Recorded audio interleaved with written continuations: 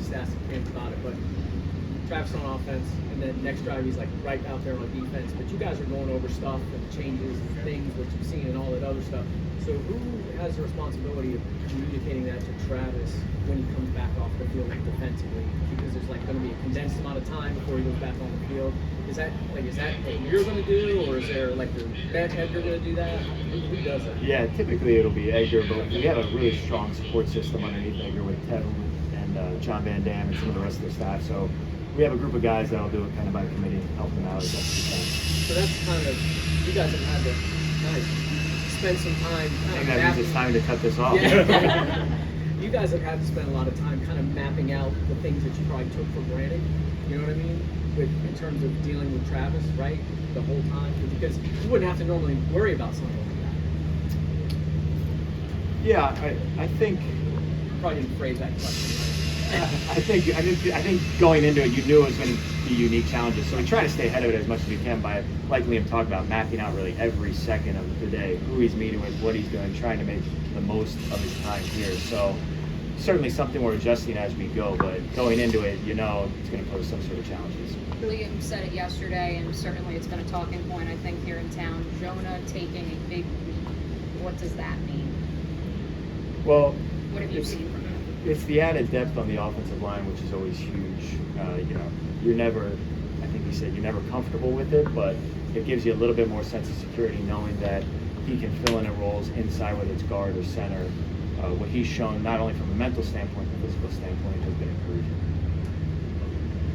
Liam's run game last year obviously made great strides in town, but when you see him install it, what stands out about why it can be a success right now? Well, I think it kind of starts with the mentality first and foremost, the way you approach the run game, committing all 11, the way you're going to practice the run game, the emphasis you put on the techniques, fundamentals, and the play style. I think just starting with that foundation of how we approach the run game lays that groundwork for the rest of the hopeful success that we have throughout the year, whatever the scheme is. Trevor and Liam have both kind of talked about this, but how do you feel just the way Trevor's kind of seeing things right now, when the live action, the preseason games? I think he's certainly improved. He's been taking steps and he's getting closer and closer. We all know that the work is never done, so hopefully that progress continues all the way throughout the season. But you certainly see the processing, getting to third, fourth reads, progressions, and being able to distribute the ball across the field, whether it's deep, short, outside, inside. I think he's made progress in all facets. We're throwing a lot at him, so it continues to challenge him in some ways. So there's some facets of the game where it might look like he's struggling, but there's new things that he's still being always asked to learn and adapt to. And then for you as a coach, what kind of value do you get out of joint practices? I think it comes down to the competition. It's great for the guys, an opportunity to compete against somebody else, against a different scheme, against different looks, against different pressures. And then ultimately get evaluation on us as an offense, us as a staff, how coached we are, but the players individually winning their one-on-one matchups. So it can be a good benchmark really to see how you compete. Parker Washington was pretty vocal last year about his ability to flex inside and outside. What have you seen from him in his attempt to try to play all three positions? But obviously we all know that the slot is where he made his living in college. Yeah, it's a heavy task, especially in this offense, to be able to play all three positions and really line up anywhere in the field, especially because of the amount of splits and different formations we're going to line up in. So not only is it playing inside, but it's inside and you're stacked up, or you're inside in a bunch, then you're outside in a bunch, then you're outside all the way outside the numbers. So it's a huge range of both route tree, blocking assignments, different alignments that he has to manage. So just the mental aspect of him being able to gain the level of mastery to go out there and play one position, one play, and then turn around the very next position, or play a totally different position and line up in a completely different spot, and really be asked to express a different skill set on a play-to-play basis. So that's been really impressive, and then you see the plays that he makes when he gets the opportunity of ball thrown his way. But you've seen him do both, which is maybe a surprise or pleasant surprise, we'll call it, from when you guys got here, maybe what you thought he could have been?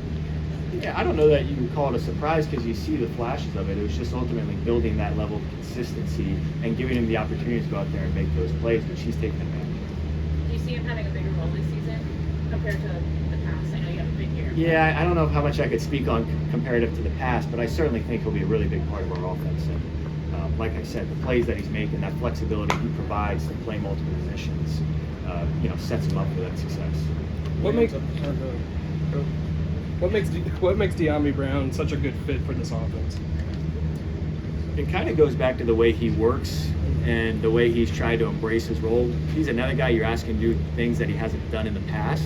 Whether it's in the run game, you see him doing a lot of dirty work blocking, and it's not always just, some deep shots or ball in hand type plays. He's got a pretty wide route tree.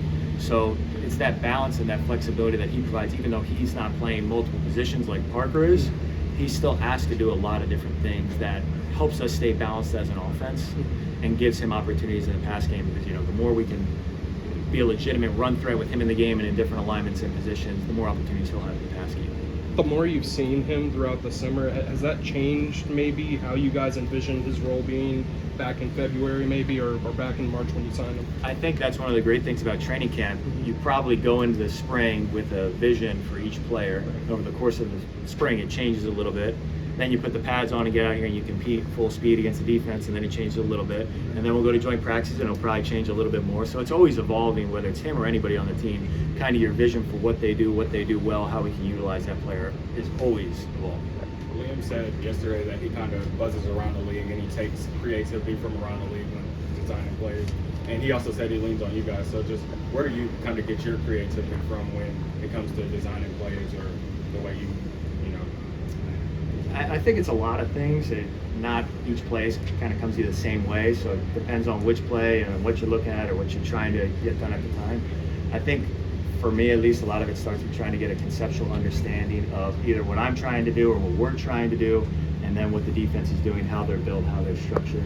So I don't know that I could necessarily answer where the creativity comes from. That's probably a deeper question for somebody smarter than me, but it really starts with foundationally, like, what are we trying to get done and what are they doing, and then how can we attack that? When you guys call plays during preseason games and stuff like that, like the 4th and 1 jet sweep to the end, do you guys sometimes call certain plays in the preseason to send a message, whether it's to your own team or the rest of the league, or am I just looking too much at that? Like, it's 4th and 1 and like, hey, we'll run this jet sweep, and now everybody in the rest of the league is looking at it going, oh, they're not just going to line up and smack it in the mouth.